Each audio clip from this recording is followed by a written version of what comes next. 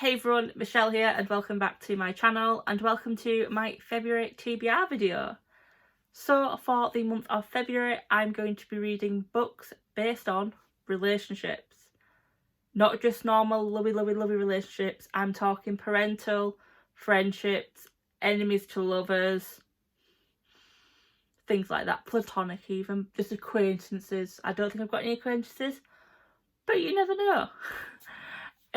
So I am going to start off with the 2 books I'm going to be reading for my readathon challenges. As you know, these readathons are going all year round, so I will link their 2 announcement videos down below.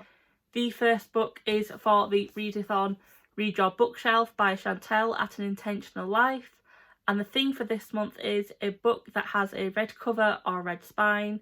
So for that book I'm going with 3 Hours by Rosamund Lupton. There is a red spine and there is red writing on the front of the book. So I was going to try and sum up the blurb for you for this book, but I've attempted 4 times now and I fail every single time. So I'll just read it like normal, let's be honest. In rural Somerset, in the middle of a blizzard, the unthinkable happens. A school is under siege. Pupils and teachers barricade themselves into classrooms, the library, the theatre. The headmaster lies wounded in the library, unable to help his trapped students and staff. Outside, a police psychiatrist must identify the gunman, while parents gather desperate for news.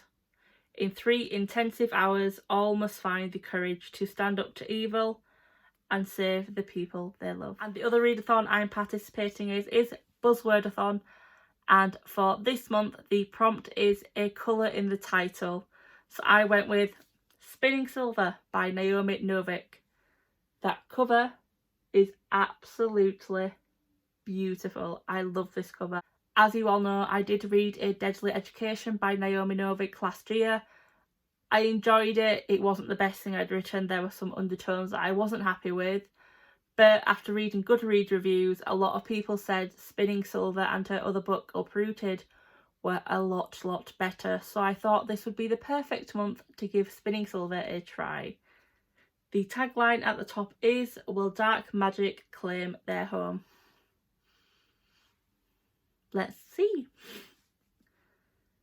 Miriam is a daughter of her village's moneylender, but poverty beckons as her father's too kind-hearted to collect his debts.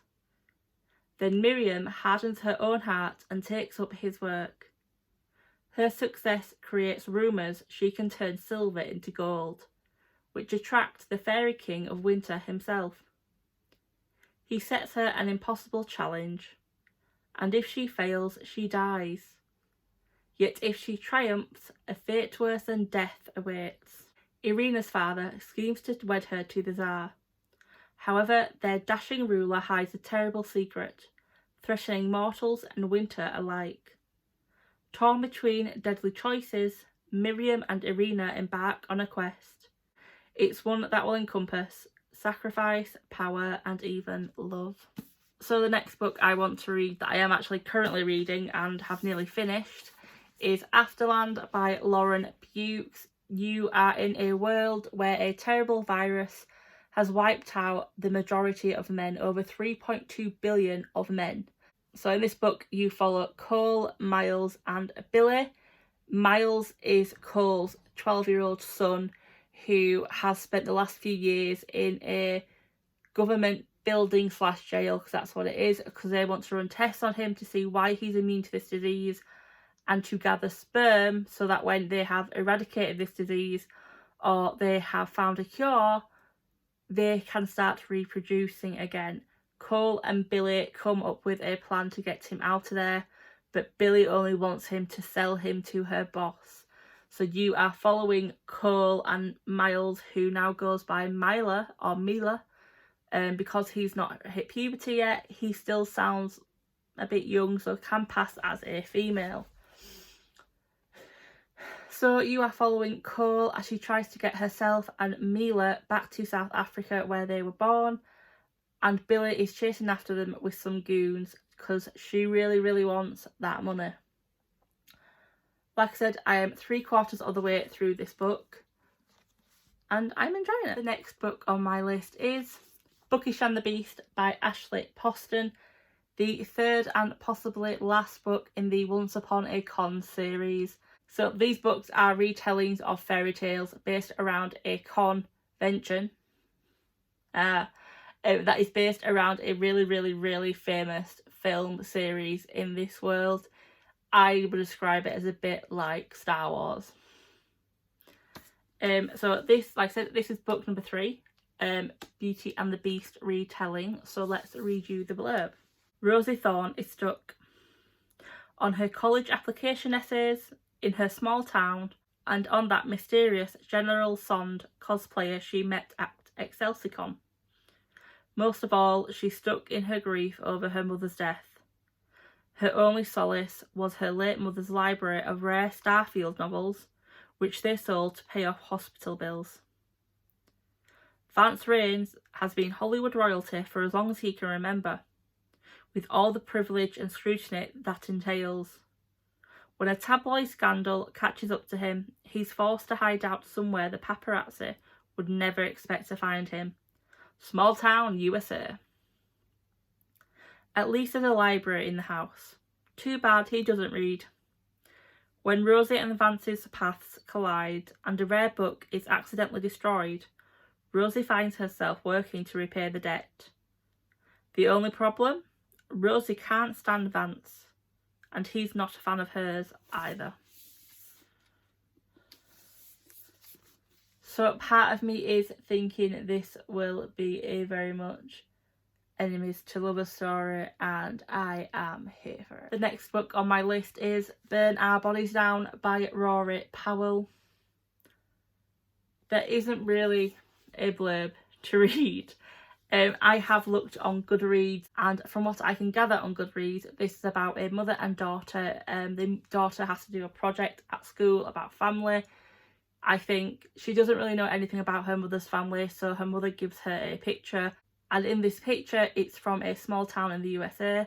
So she goes to this town to try and find out more about her mum, to find out about the family and why her mum left, and obviously family secrets come out. The next book on my list has been all over Booktube, Instagram, Twitter, you name it, it's been on there, and that is Get a Life, Chloe Brown by Talia Hibbert. I love the sound of this book. I'm going to read you the blurb because there is a part of the blurb I don't like, but here we go. Chloe Brown is a chronically ill computer geek with a goal, a plan and a list. After almost, but not quite, dying, she's come up with a list of directives to help her get a life. But it's not easy being bad, even when you've written out step-by-step guidelines. What Chloe needs is a teacher, and she knows just the man for the job. Redford Red Morgan. With tattoos and a motorbike, Red is a perfect helper in her mission to rebel. But as they spend more time together, Chloe realises there's much more to him than his tough exterior implies. Soon she's left wanting more from him than she ever expected. Maybe there's more to life than her list ever imagined. So I'm not really like the whole, he's got tattoos, he's using a motorbike, he must be a bad boy. I'm not liking that, but I'm hoping that's just a front and he's really not like that. But yeah, everyone who has read this has quite enjoyed it, so I'm going to see if it lives up to the hype. Because let's be honest, last year, not a lot of the books that were hyped lived up to my expectations. The book on my list is from an author who I absolutely adored her debut book last year, Flatshare, and that is The Switch by Beth O'Leary. In this book, you follow a grandmother and granddaughter who swap lives. The granddaughter fails a presentation at work in London, and she swaps lives with her grandmother who lives in a sleepy village in Yorkshire to get away from the pressure. Her grandmother is newly single and doesn't think there's anyone in her village who is up to her expectations and who she wants to date. So she thinks London is a perfect little getaway for her. but they both realise different things. Of course they do. It's fictional. It's a feel-good book, let's be honest. So I am very, very, very looking forward to getting into this book. And the last book I plan on reading this month is The Island by C.L. Taylor. In this book, you follow a group of 6 friends who go to a private island for a week-long getaway. However, their tour guide dies of a heart attack, and someone on the island knows all their deep, dark secrets and starts to come after them, I'll say. Will anyone escape? Who knows? This is C.L. Taylor's second YA book. I loved her first book, The Treatment. I love her adult books, so I am so sure I will enjoy this one. And this book was the one that inspired me to do not just love, but to do friendships and relationships as well this month, so I can read it as soon as possible. So there are all 8 books I really, really, really want to read this month. They come up to about 2,900 pages altogether, so if I read 100 pages a day, I will get through them quite quickly. But I am, fingers crossed, hoping to read a couple more books as well, if I can get them on there. The first book I would like to start reading is The Borgias, the one that I've put on every TBR since October, I believe. I don't plan on finishing that this month. I think that's going to be a book I carry on over and over and over again until I get it read. So on top of The Borgias, there is 2 more books I would love to actually read this month. If I don't, I'm not going to be upset because they're not a part of the official 8. But the first book is Casting Firelight by Dana Swift. This was going to be a cover buy, and then I read the blurb and I thought, no, this is a very, very good buy for me. Basically, I was on one of my book groups I should say, on Facebook, and someone posted that this looks like another book cover. I can't remember the title of it. And apparently the blurbs are very similar. I didn't read the blurb for the other one because this one I liked very much, and apparently everyone is saying this is the better book. So let me read you the blurb.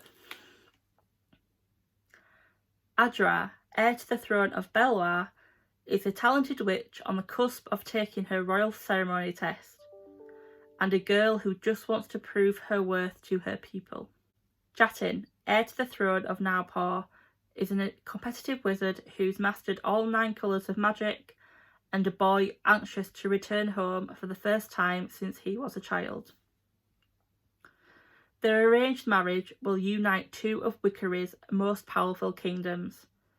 But after years of rivalry from afar, Adra and Jatin agree on only one thing: their reunion will be anything but sweet. Except destiny has other plans, and with the criminal underbelly of Belwar suddenly making a move for control, their paths cross, and neither realises who the other is, each of them having adopted a secret identity. Between dodging deathly spells and keeping their true selves hidden, the pair must learn to put their trust in each other if either is to uncover the real threat. Now Wickery's fate is in the hands of rivals, fiancés, partners. Whatever they are, it's complicated and bound for greatness or destruction. Enemies to lovers, it is my jam. It is a trope I love, and I want to read this as soon as possible. And the second book I would love to get around to this month, but judging by its size, I don't think it's going to happen. The Mask Falling by Samantha Shannon. This is book number 4 in the Bone Season series. This is kind of a dystopian, sci-fi, fantasy. There's a lot of genres for this book. It is an adult series. And in this world, clairvoyancy is around in this world. However, it's not something that people are allowed to use. And there are gangs, and it's called like a scion, where like all the towns are called. It's complicated. The first book, The Bone Season, is great. I would suggest anyone reads it. But in the first one, you find our protagonist, Paige. is on her way to see her father and accidentally uses her powers in public, gets caught by the police, and instead of being killed is taken to a place she never imagined, meets people she never thought she would, and turns her whole world upside down. In book number 4, you follow Paige on her way to Paris, and that's all I'm going to say because obviously spoilers. But yeah, it's a thickum. All of Shannon's books are thickums, so I think I may have to carry this over to either April or May when I'm doing my sequels TBR. Here are all 8 books. If I stand back, there we go, you can see them now. So here are all 8 books. So hopefully I will have read these by the end of week 3. If not, I will have read them by the end of February. Please let me know if you have read any of these books, what your thoughts on them were, if you think I will like them, or if you think, you know what, Michelle, it may not be your cup of tea, this one. If you like this video, please put a like down below. If you're new to my channel, please subscribe. If you want to talk to me about anything, you can comment down below. Come follow me on Instagram or Twitter or Goodreads. I will put them all down below. And come chat to me on one of them. I am always open and happy to speak to anyone about books. It's the reason I started my channel. There we go. So until next time, bye guys.